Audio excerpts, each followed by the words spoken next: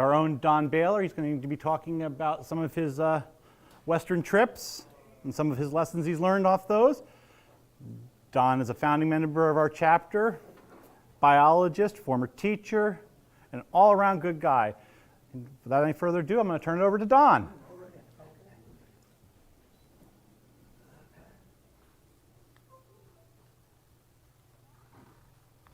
I'm wired for sound. Is it working? Yes, a lot of what you said. Am I on back there? Okay. Before I start, I just want to update you on a couple things about the Brodhead Creek Heritage Center, the history over there. Of course, the display's up. If you haven't seen it, it's worth a stop in to look at it. We also have a display on the flood, an interactive display where you can, there's a big map, plexiglass map, and there's a TV screen where you can just touch on a site on the Brodhead drainage and see what happened during the flood of '55 at that site or aftermath. A display on raptors. And my history display, I do have Scott Cesari working on an addition to it, which is going to be Pocono fly patterns. He's doing a case that's going to have Pocono fly patterns, and he had a neat idea. He's going to do it chronologically from old ones up to some modern ones. The other thing that happened recently, I had the Henryville Register again, and I found that Northampton Community College actually has a book scanner.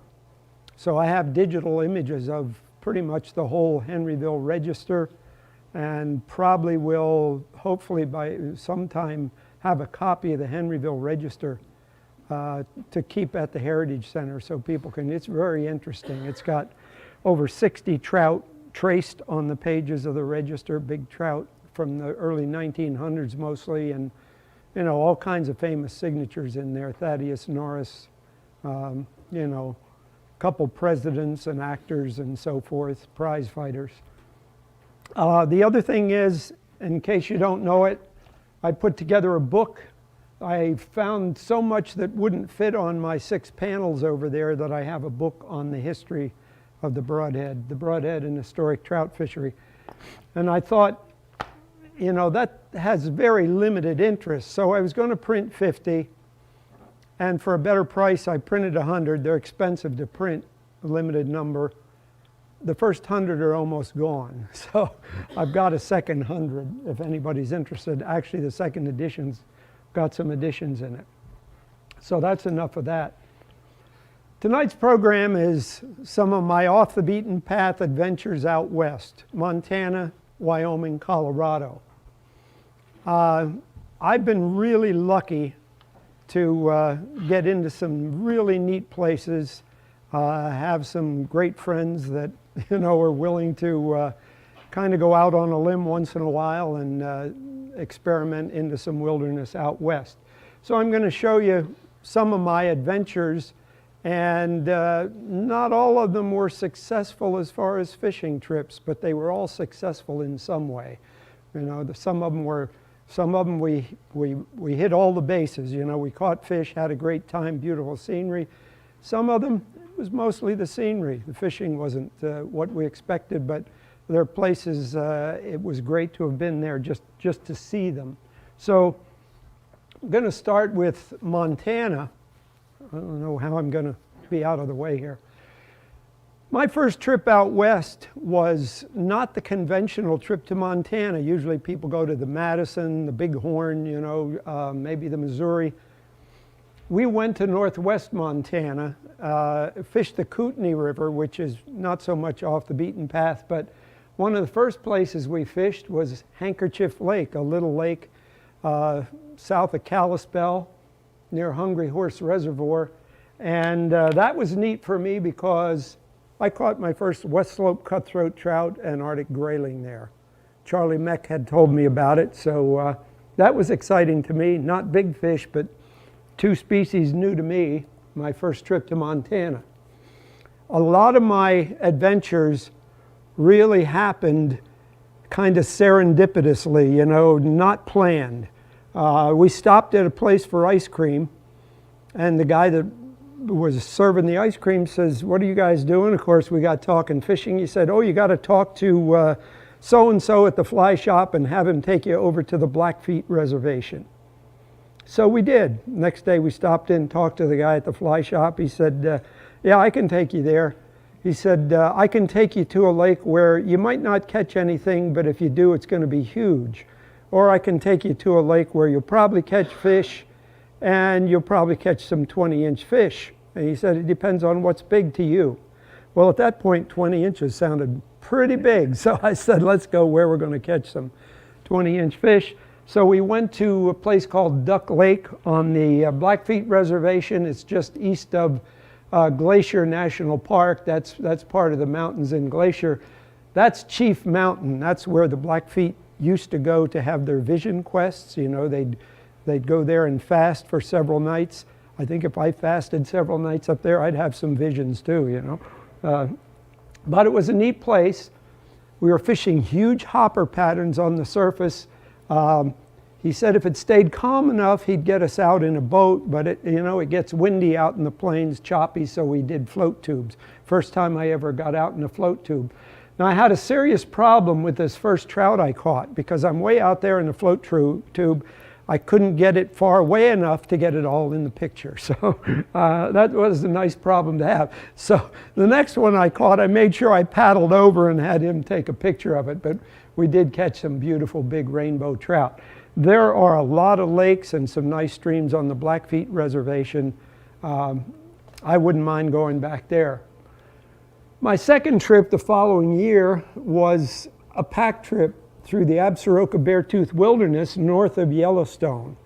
We went in Slough Creek on the northeast corner, went across the wilderness and came out near Gardner in the northwest corner of Yellowstone. And that was quite an adventure. Our first campsite was a good ways up Slough Creek. And I think we got into Slough Creek before it became really, really popular because I don't know how far in we were, but we were totally by ourselves. And that was one of the greatest nights of fishing I ever had. The first evening, there was some kind of a mayfly hatch. My first time seeing a real hatch out west, I didn't know what it was. It was some big brown mayfly. And in a very short distance of Slough Creek, I caught 40 big cutthroat trout on dry flies. Biggest one about 20 inches. We fished a couple of other lakes going across the wilderness, one called Carpenter Lake, where I think you could have caught a cutthroat trout with a piece of your flannel shirt. They were not very sophisticated. And another one called Hidden Lake, which had some nice rainbows in it.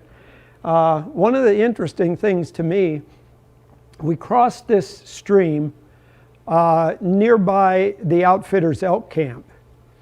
And that's Upper Hell Roaring Creek. It comes into the Yellowstone down further in the park. And so when we got to his elk camp, I said, that stream looked good. I said, is it good fishing? He said, well, I don't know. He said, I had an elk hunter go up there with a spinning rod one time, but I don't think he did very well. So I went up there, and it's like a little Slough Creek. It had a lot of nice cutthroat trout in it, a neat little discovery. But again, a lot of the reward was the scenery. This was shortly after the Yellowstone fires, so we went through a lot of burned over territory, but the wildflowers and undergrowth, beautiful. Just beautiful scenery being on top. We did see a grizzly off in the distance, way off, fortunately. Had quite a good time. In the following year, I went back and did an overnighter back at that spot on Slough Creek, and then did an overnighter into the Black Canyon of the Yellowstone. We took a couple horses, a friend of mine and the outfitter's wrangler, and went into the Black Canyon.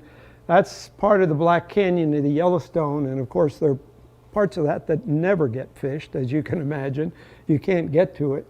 And the one thing I remember is we're on this trail where it just drops straight off a couple hundred feet down to the river. And Jim Collins, the wrangler there, he's got the pack horses with ropes and a little piece of twine between them. And I said, Jim, is that twine there for what I think it's for, he said, yep, that's so if one goes, we don't all go. You know.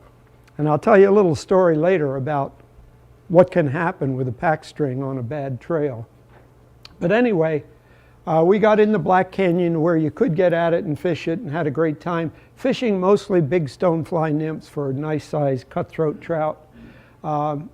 There are some out-of-the-way places right in Yellowstone. Yeah, I mean, Yellowstone, the popular places really get fished.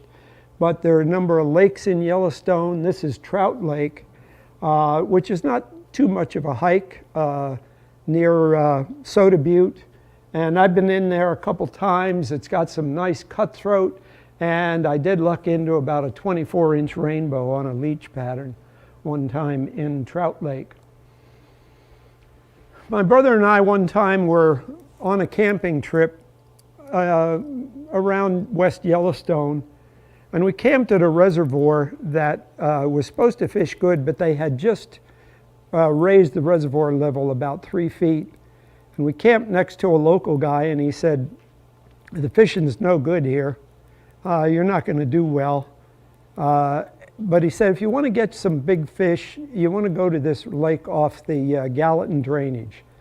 So I had a map and figured out where it was, and we drove up and started hiking in. That's one of the times I found that maps lie.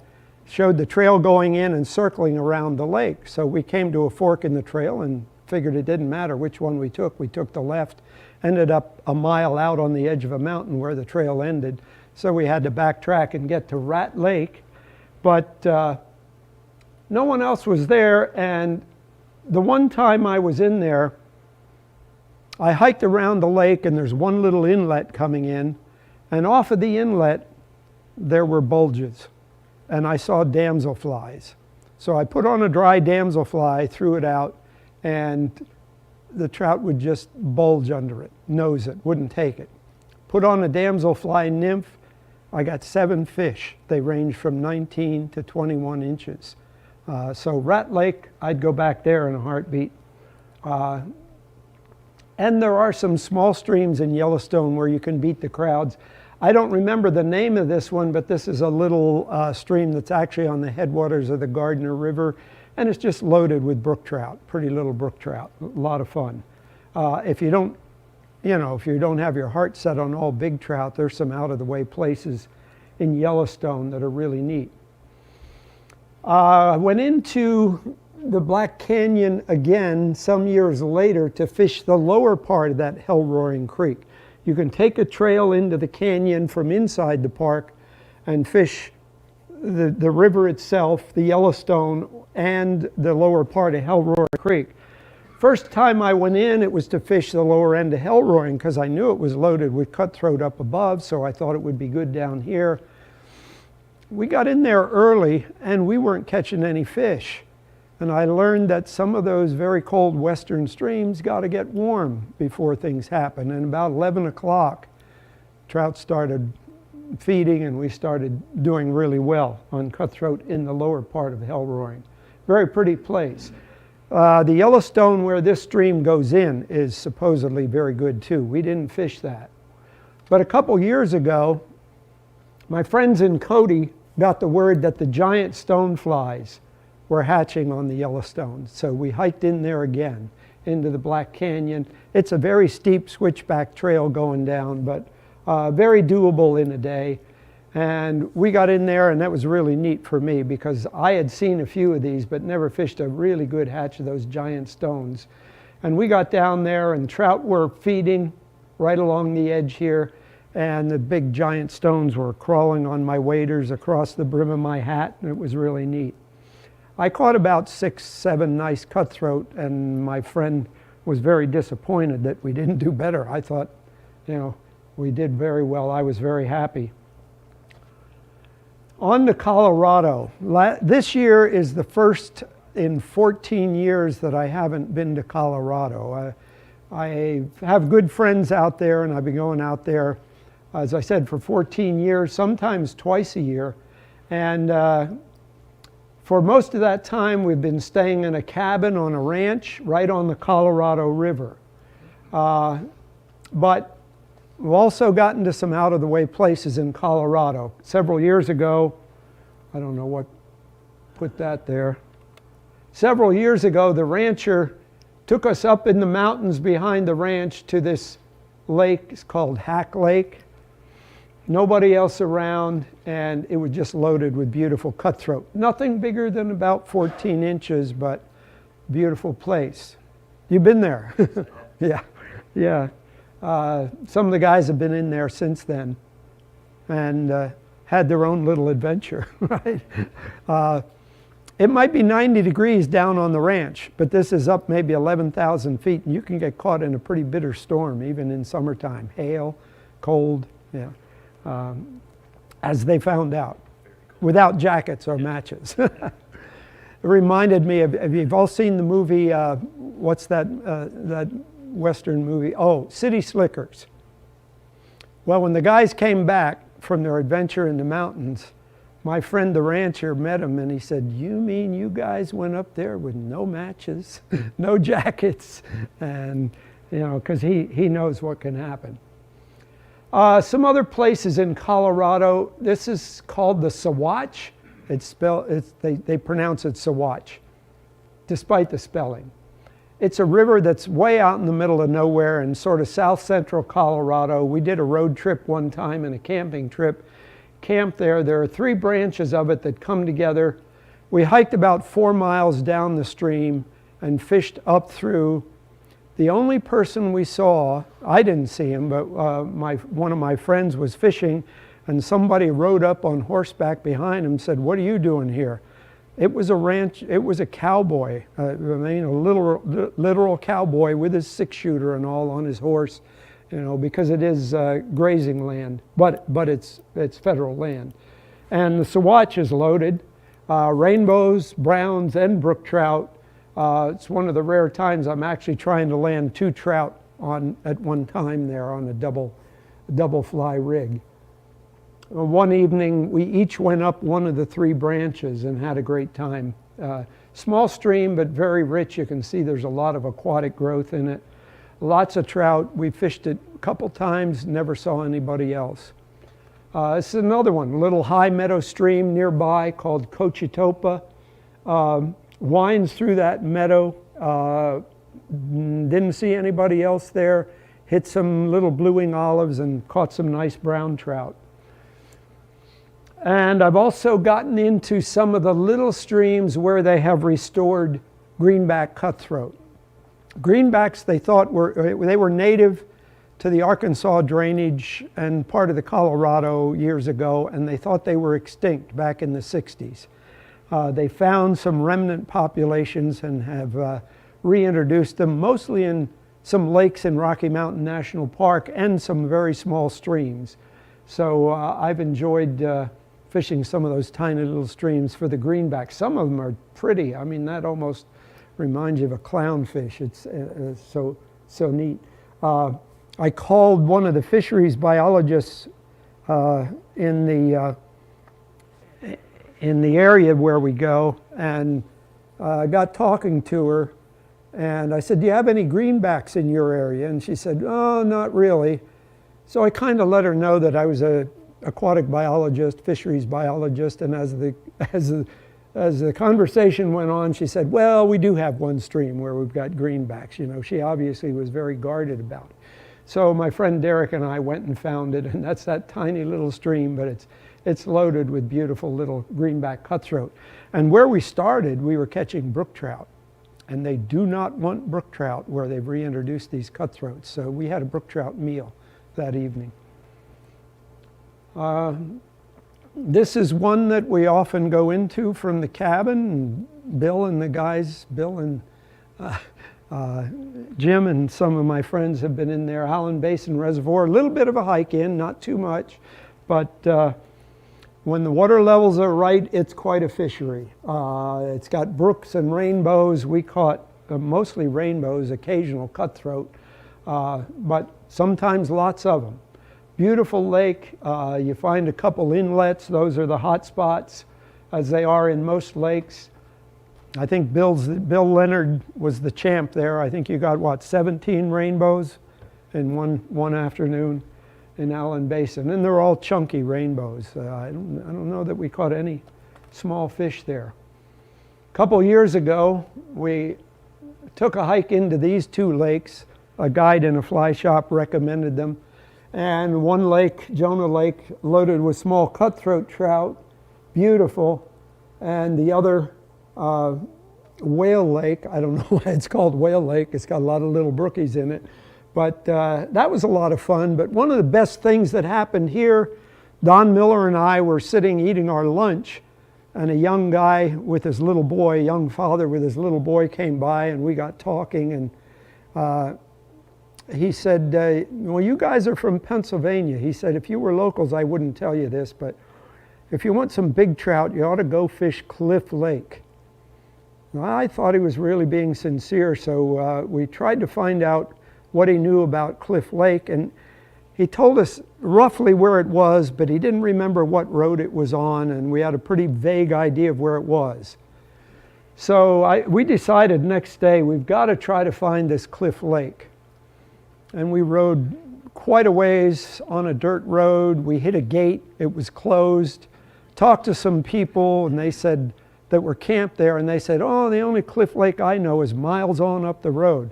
Fortunately, Bill had his trusty GPS, and he said, according to my GPS, it should be back in there, you know, I don't know, a mile and a half or so.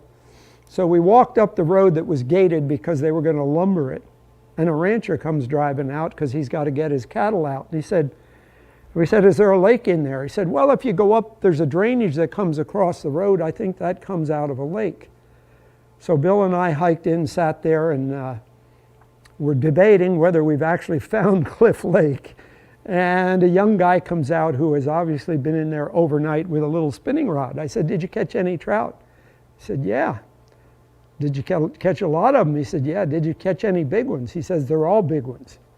I said, is it Cliff Lake? He said, yes, it is. I thought, oh boy, we found it. And we did find it. And that's what we found. Beautiful cutthroat trout, and there were some trophies in there. That's one that tried to go into the brush a couple different places, tried to go under a log, and fortunately I managed to land it. Probably got one of my biggest cutthroat ever out of Cliff Lake. We were in north central Colorado a few years ago, fishing at the headwaters of the North Platte, which really wasn't very good. But one of the guys there suggested we go fish Agnes Lake, or Lake Agnes. A bit of a hike up into those mountains, but just one of the most gorgeous lakes you'll probably ever lay your eyes on. And it supposedly has greenback cutthroat.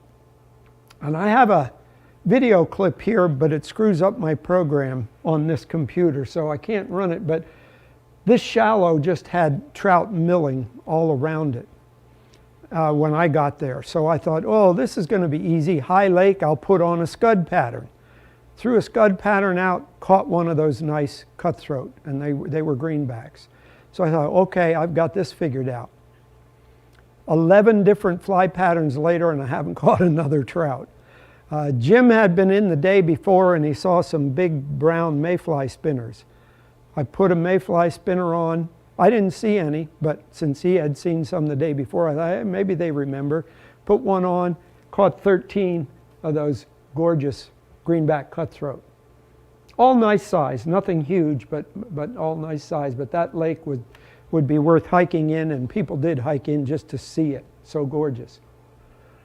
Back in 2013, my friend in Colorado, Derek, I don't know if any of you knew him, he used to work at Dunkelberger's, now he works at the Denver Zoo. Out of college, he worked at Dunkelberger's. I got to be friends with him, and we've had quite a few crazy adventures out west. Said, we're going to do a llama trek in the flat tops. Do you want to go? I said, sure. So they picked up the llamas in a trailer, picked me up at the airport. First night, my first night in Colorado, we're at 10,000 feet camping. First full day in Colorado, we hike up to 11,000 feet and go 10 miles in the flat tops. This was one of those trips that scenery was the major attraction. Some of the lakes were supposed to be good fishing, weren't so good when we were there. High lakes can be very mercurial. Good one year, not so good the next.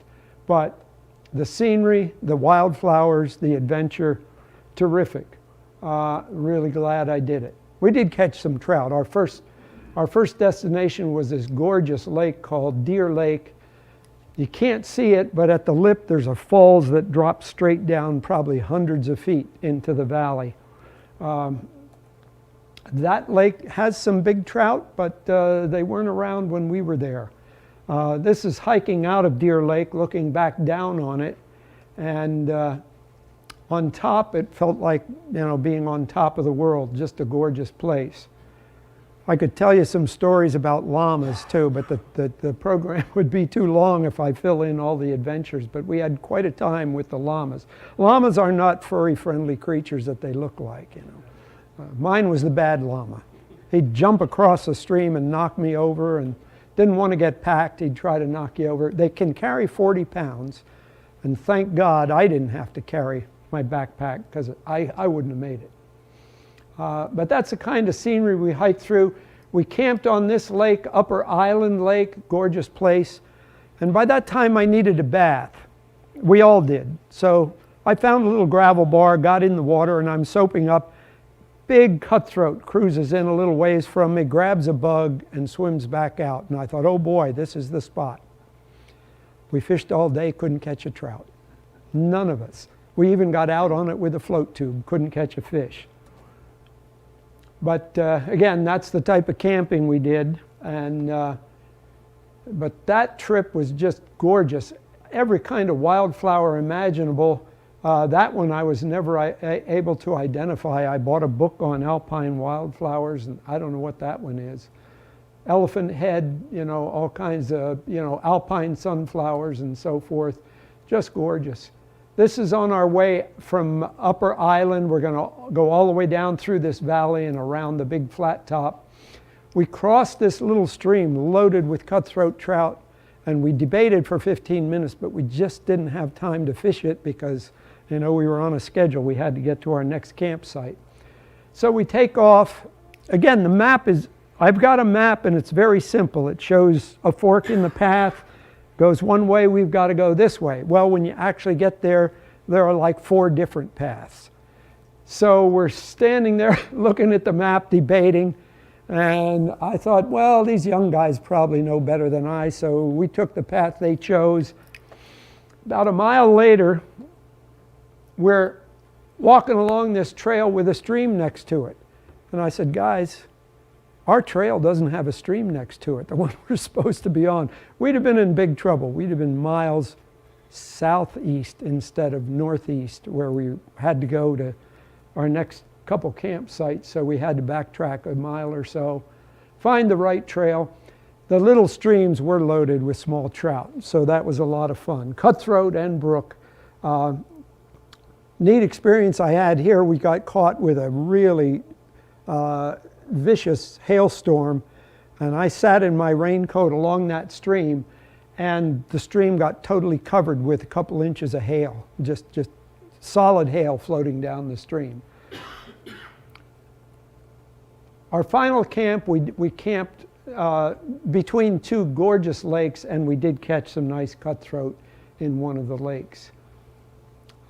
Just beautiful, beautiful scenery, worth going in there. That's the territory in the flat tops where my nephew got his elk this year, just a while back. Got his bull elk with a bow. I think that was his 3rd try, but sometimes 3rd try is it. This is a little stream that we sometimes fish from the cabin. Several guys here have been there, and it's neat because it doesn't get fished much.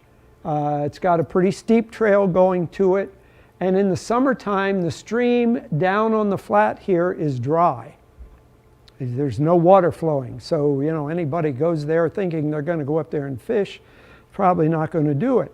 When I first went there, somebody had told me about it and had been there earlier. And my friend that was with me said, are you going to fish there? I said, well, if there were trout up there earlier, they have to be there. So I hiked up into this beautiful series of beaver meadows. And one morning, I caught 60 cutthroat trout and released them. Nothing but cutthroat. That pool, as I recall, yielded 12 cutthroat trout. Again, nothing big. Beaver dams, beautiful beaver dams. Don Miller can tell you about his favorite beaver dam. How many, Don, out of that one? There for maybe 4 hours, 26 fish. Yeah, I didn't get. they're pretty naive. They're pretty naive fish, yeah. I was sleeping when I came back. In the same spot he left me 6 Yeah. hours before that. So, yeah, those are that's what you catch. You know, a 14-incher would be a trophy up in there, but it's just a gorgeous place. I threw this slide in. They're pretty disguised, but I remember in this little pool, I could see 7 trout. 1, 2, 3, 4, I think 5. I can't see them all now, but I remember there were 7 trout in that one little pool. And if you catch a couple and spook the rest, you know, wait 10 minutes, you can catch the other ones. Sometimes it's nice not to have too much of a challenge, you know. A few years back, Derek, my buddy, and when we were in Cody, he said, we're going to rent horses and ride 7 miles up the Grable River. So we did that. Had a breakdown on the horse trailer, had to fix a tire. But we got 7 miles up in there, totally by ourselves, loaded with nice cutthroat trout. Beautiful place. You know, up to maybe 16, even an occasional 17-inch cutthroat in the little braided part of that stream. Ever since I saw golden trout, probably going back to when I was just a kid, I wanted to catch golden trout. And of course, I had never done it up until several years ago. I was talking to a guy who fishes up in the Wind River Range, and I got excited about it again. And I said to my wife, you know, if I want to do this, I better do it before I get too old to do it. She says, I think you better. That's all it took. I started calling outfitters. Some were ridiculously expensive. One of them, I said, do you catch golden trout? He says, well, there's a lake that we go to, it's supposed to have goldens, but we don't get any. All right. So finally, I talked to this one outfitter that was much less expensive than the others. And I said, he was very laid back. I said, do you get golden trout? He said, you'll get golden trout. I said, where do you go? He said, we go up Dry Creek. That's the only place I knew anything about in the Wind River Range. I had met a scoutmaster who was in there with a scout troop. He wasn't much of a fisherman, but he had caught really nice golden trout. So I got my brother, my friend Joe Cavanero, and a guy from Wisconsin, only 4 go, and we did this trip. Takes a lot of logistics, because the outfitter can't go across the Wind River Indian Reservation. So you've got to get the Indian to truck you across the reservation and hopefully meet the outfitter at the trailhead on the wilderness area. So that's what we did. This Indian gal trucked us in there in this king cab. She had a big chainsaw. She was going to load it with firewood and when she went back. And that was quite an adventure in itself. Then we had to hike a ways. And fortunately, we found the outfitter's Wrangler, got our stuff packed up. And what we're going to do is go up through this drainage and fish several lakes on the way up through to the Golden Lakes. This was really the trip of a lifetime. I mean, the first lake we got to, the book on Colorado, which I had poured through, said this lake, Cub Lake, has got lots of pan-size cutthroat. Well, we caught all 15 to 17-inch cutthroat out of Cub Lake. Pardon? Big pans. Yeah, big pans. They must have big fry pans. No, these upper lakes, you know, they vary from year to year. You know, 1 year, 4 years later, the fish have done better or worse. Beautiful campsites. That's what the inlet to Cub Lake looked like. We could see 6 or 7, and these are all 16, 17-inch cutthroat trout just milling around there. And again, they weren't very sophisticated. A big gaudy royal wolf or a tractor dry fly was all you needed. The next lake we fished was called Don Lake. At least on one map it was called Don Lake. The interesting thing about this area, I had a couple different maps, and the lakes had different names according to which map you looked at. They weren't even settled on which lake was which. So another beautiful campsite. We got off the horses, and my brother's pointing to the outlet because we could see a couple of big cutthroat trout milling in that outlet. I fished, maybe a couple hundred yards of that outlet and caught 40 nice big 16, 17-inch cutthroat, and some of them were in spawning mode and wouldn't hit. So that gives you an idea of how chock full of trout it was. This lake, the next lake we got to, had supposedly cutthroat and goldens and some hybrids.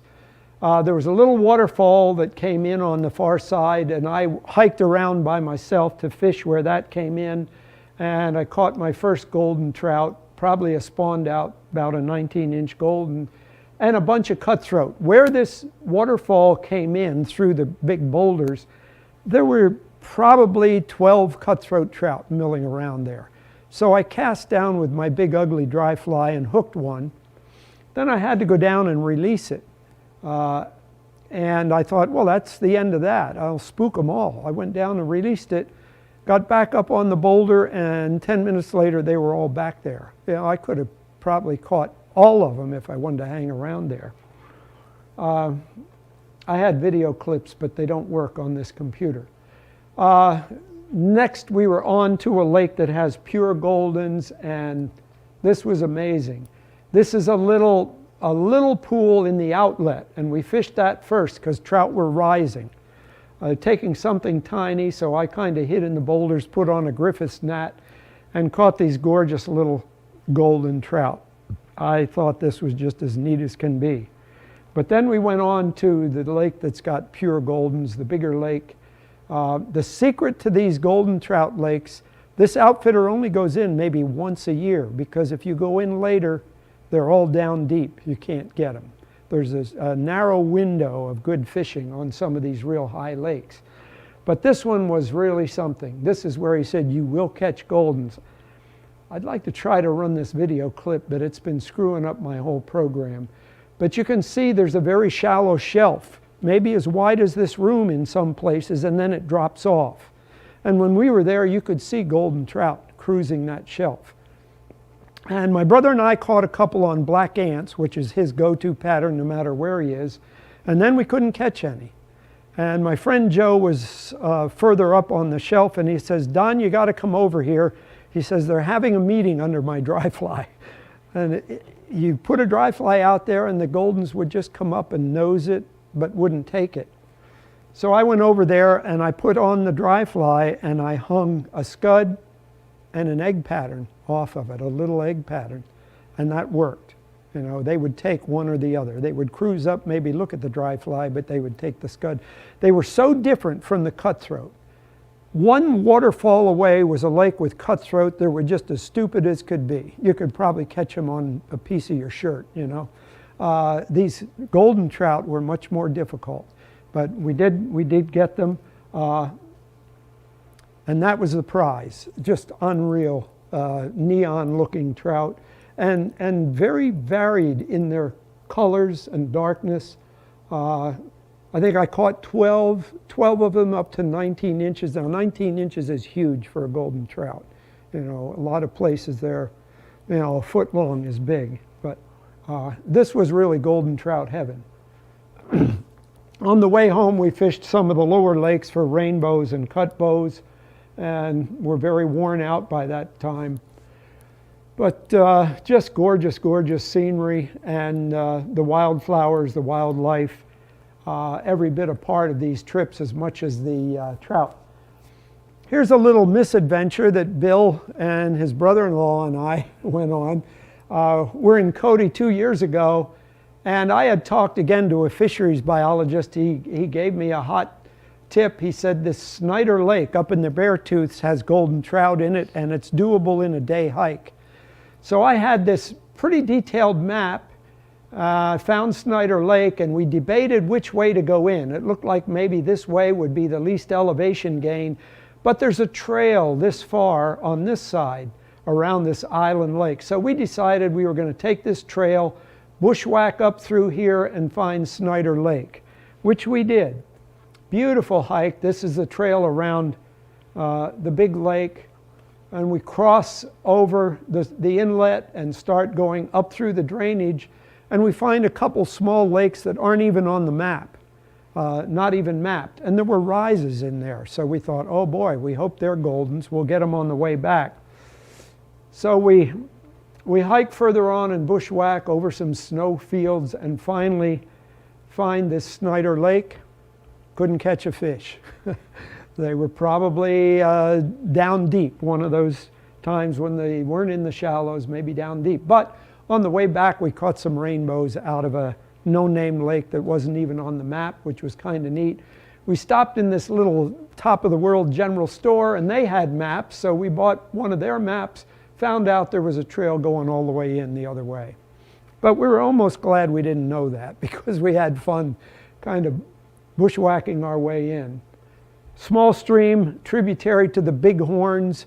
Everybody hears about the Big Horn River, but this is a little tributary that is just heaven on earth, loaded with cutthroat trout, meadow stream. Every bend's got a nice deep hole in it, and it's surprising the cutthroat trout that are in there.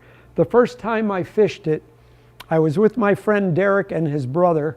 I fished behind them, and I caught somewhere around 40 nice cutthroat trout. We hit a western green drake hatch and had a lot of risers, which was what really made it good. And surprisingly, in that little stream, we caught some trout that probably ran 18, maybe one or two pushing 20 inches. You can see that some of them, it's not very clear, but some of them are fine spotted cuts. Some Yellowstone cuts, that's probably a Yellowstone, that's a fine spotted. Looks like peppered with spots. This is one of my favorites because it was just 2 years ago. My friends from Cody, we were coming out and they said, you want to do a drop camp up the South Fork of the Shoshone? I said, sure, I'm in for anything. So we paid an outfitter to take the camping gear in 6 miles and drop it off, and we hike in 6 miles. I knew the fishing would be good because my one friend was in there the year before. But what I didn't realize is that this was one of the most gorgeous places I've ever seen. Outside of Glacier National Park, it's one of the prettiest places I've been to. Just a gorgeous, gorgeous valley, canyon, narrow trail going up through. You can see there's some places where you're not going to get to the river, but 6 miles in on trail like this, way above the river, we came down to our campsite, which was actually an old gold mining site. We didn't camp in the cabins. One of them is closed. One of them we could really have used if we got real serious weather problems. But the fishing was spectacular.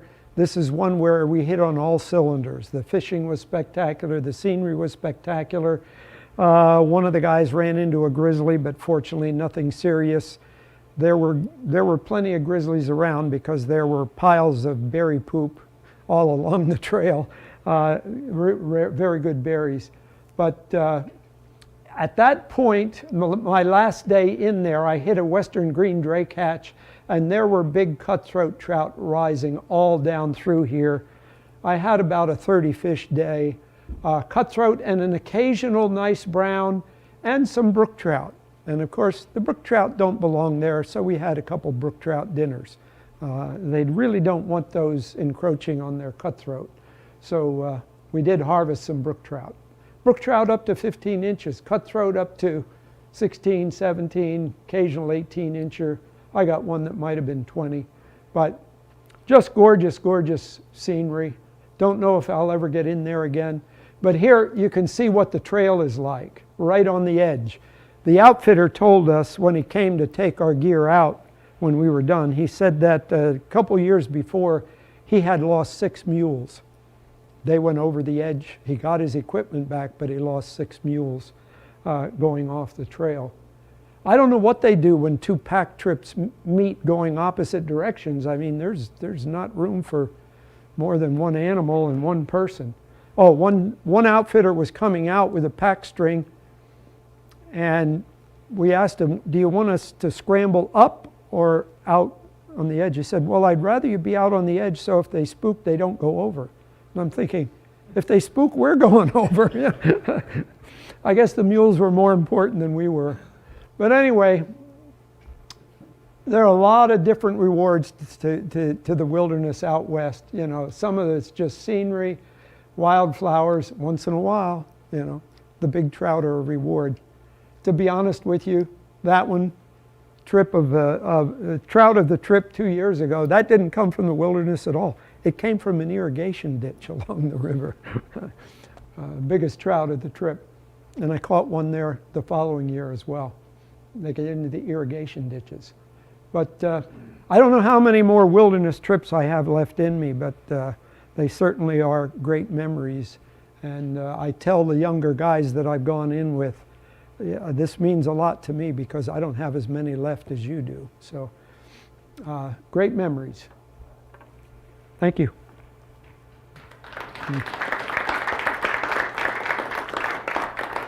One of the things that I do now, if I'm going into the wilderness, is go on Google Earth and look at the aerial photos.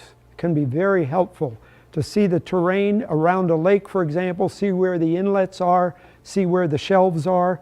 You zoom in on Google Earth. Anytime I'm going into a place like that now, I look at it on Google Earth first, because those high lakes, the inlets, the shelves, those are important spots, and the outlets. Sometimes they hang out near the outlets too. And even a river, you know, looking at the river like that South Fork of the Shoshone on Google Earth, you can see there's some places there's no way you're going to get at the river, you know, and other places where it's just really fast and ripping. And if you check it out on Google Earth, you can kind of plan where you could fish, where you can get at it ahead of time. So that's something I would do if you're going to do something like that.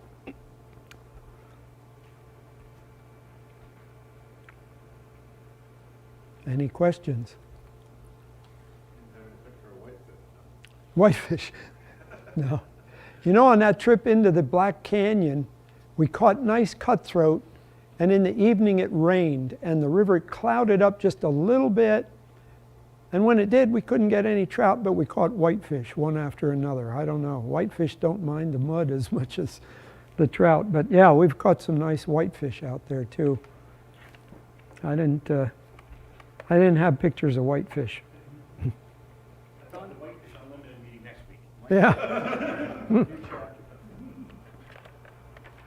Don, can you make any generalizations about these lakes, these high alpine lakes? So what I was seeing was they typically have a wadeable surface around, and then do they plunge 40 feet or 10 feet? Some of them do, but there are some that get very deep, and some that are uniformly fairly shallow. Now, if they're too shallow, they're going to freeze out at 11,000 feet. You know, so there are some that are barren. You know, if you look at the lake and it's just teeming with shrimp, it probably doesn't have any trout in it. It's probably too shallow and freezes out because nothing's cropping the shrimp. You know, but the golden lakes typically will have that shelf and then drop and get very deep, because they like, as soon as it warms up the least bit, they're down deep.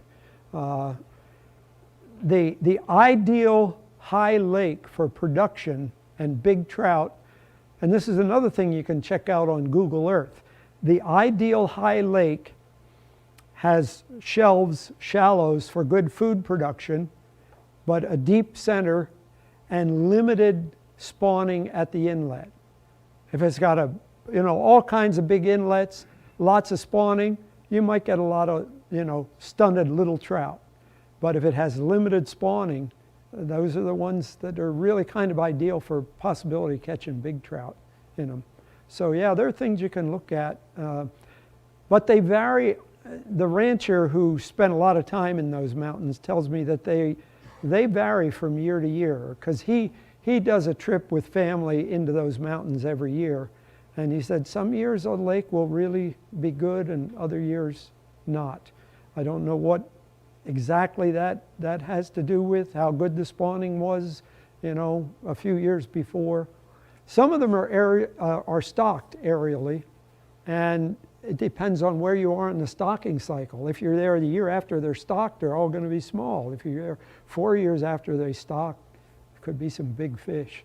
Those golden trout lakes, though, Wyoming isn't stocking those anymore. They lost their brood stock, and California doesn't export them anymore. So the golden trout that are left are self-sustaining. When we got back, I didn't know about anything in the Wind Rivers except that one drainage that somebody had told me about, which I happened to hit on the outfitter that goes there. But back in Du Bois, we're sitting in a restaurant and everybody out there is talking about either ranching, hunting, or fishing. And so the guys next to us were locals, you know, asked what we were doing. We said we were fishing. Where'd you go? We went into the Wind River Range. Who'd you go with? Chamblee. How'd you find out about that? You found the best golden trout yet left in the Wind River Range. So if he was telling the truth, we were really lucky. Are they all glacier lakes? Or? Most of them are glacier lakes. They're called cirque lakes. Glaciers hollowed them out. Some of them are landslide lakes. You know, rock slides create the barrier in the stream. There are a number of different ways they're formed, but a lot of them, the one we fished for goldens, it's a cirque lake where a glacier, you know, carved out a bowl. A lot of them are that type. But a lot of fun. I don't know how many more of those with a bad knee I'll do again, but I really feel fortunate to have done it. Any other questions? Okay. Thank you, Don. Mm-hmm.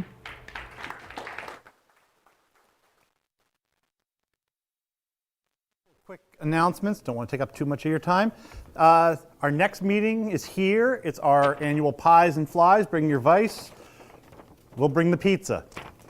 It's December 11th and it's right here. We'll be taking registrations for our Introduction to Fly Tying class that's going to start in January. So watch your email. There'll be notices coming out in the next couple of weeks. Okay, a couple of our sister organizations have some things going on. If you're looking for something to do this weekend, BWA is hosting a hike at the Glen Run Preserve on November 16th. PHLT has one of their Glen to Glen hikes on November 17th. PHLT also has an owl hike coming up on December 6th. Don, did I miss any? Cranberry Bog, Boardwalk, December 12th, Sunday. All right. I was holding off that one till next meeting because then that would be the next day. All right. John, you want to mention about the Brodhead fly tires? So I guess we're going to meet again next Monday, 6 p.m. Yep. Down at the Hughes Public Library. And Eric put up a picture of a moth fly, but he said egg fly. Okay. Well, it's got an egg on the front. It's the only one I had a picture of. That's right. So I've never tied egg flies. I just ordered a bunch of stuff. So I learned to tie egg flies. I never done that before. All right. Okay. Todd, do you have anything on advocacy you want to share? Prior coming up, I attended the public hearing for comments on the I-80 reconstruction project, the widening from just west of Stroudsburg through across the bridge across the Brodhead. I sent that link out, I believe, in the newsletter, so if you get that, let me know. We can get you there, but take a look at the plans. They seem to be ever changing. Alternative 2D, TD as in dog, is the one they're pushing the most and the one they want to build, PennDOT. But that's also been amended. So, and this is where Eric and I both saw it. I did finally find it again. East or downstream of Bridge Street, behind McDonald's. There is a massive amount of work going on in at the 209, or planned for the 209-80 intersection to make it a full whatever. And the original plans had an on-ramp from westbound 80 going down 209 between the current road and Pocono Creek. The refined plan, which is the most recent, flies an exit off 80 westbound over Pocono Creek, back over Pocono Creek to go southbound. So just, we'll look at that. We'll probably make some comments to PennDOT. They're due by the end of the month. They are doing stormwater that they did do originally with Route 80. So there are 7 in this plan. I think there are 7 stormwater basins in that stretch where they're going to do water. They've moved exits. They're getting rid of the Dreher Street exit. The proposal is to eliminate that in its entirety and move the Main Street one west on 80 from where it is now. Park Avenue, they were going to really readjust that exit, but they've kind of listened to the community, and they're not going to do the work, all the work they were going to do there. They're going to amend it. So there's a lot there to say. The environmental assessment that they did is 100-some pages plus another 100 pages of diagrams. But so that is, it's really, I don't know when they're going to get it done. It's going to take forever. The amount of work, I mean, you look at the amount of bridges just in that several miles of road. You've got bridges across the Pocono and McMichaels. They're going to widen and move slightly upstream the bridge at 5 Points, which is right near the dam. So that's going to get closer to the dam. I don't know if it's because they're widening it or if they're just moving it. Right. So, yeah, take a look at those. Anything in red is a new structure. Anything in like a yellowish is a new road. So that's something to look forward to. It's going to take them a long time whenever they decide to get final go ahead. Yeah, And these aren't finalized yet, plans, so. Do they have a projected start date yet? No. I do know they said something about 2045. I know I'll be 85 by then, so. Hopefully, I'll be 85 by then, so. But we're good. So that's just keep your eye on that. As far as an impact, it's really stormwater and any structures that are built on near the creek. If I'm not mistaken, I believe there's a homeless camp where they're going to fly that exit off. That's set just downstream on the Pocono below Bridge Street. I think back in there's a homeless camp. So if they go with that route, they'll be routes down there, or have more cover now because they've got a big curved roof above their head. So. There's a map on the table back here that shows the area that Todd's talking about. Anybody wants to take a look at it on the way out. Thank you. And then just the other thing I have is the strategic plan. I think I emailed it to everybody. It's on the mailing list. Whether you're a member or not, I sent it out. So if you have any comments or suggestions, just let us know. I'll take it to the board. And we hope to vote on that in the spring. Yes. All right. So we're going to give a couple more minutes. Please finish the coffee, finish the donuts,